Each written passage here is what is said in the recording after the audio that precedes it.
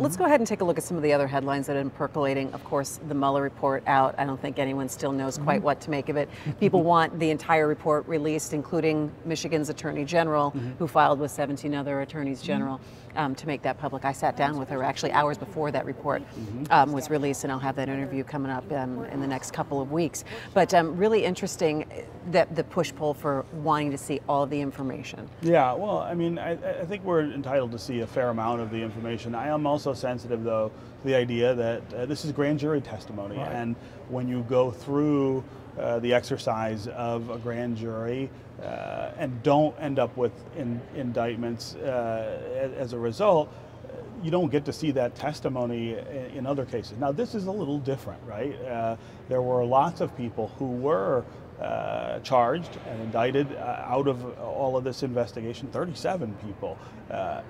So we do deserve, as the public who paid for this, to know what Robert Mueller found and what he didn't find. There should be, you know, a pretty dutiful process to make sure that there's not information out there that damages people who are innocent, or that's the key. Or that discourages that's a high people, risk. or that discourages people from going into the grand jury and telling the truth. That's the real fear here, is that you expose people who gave testimony.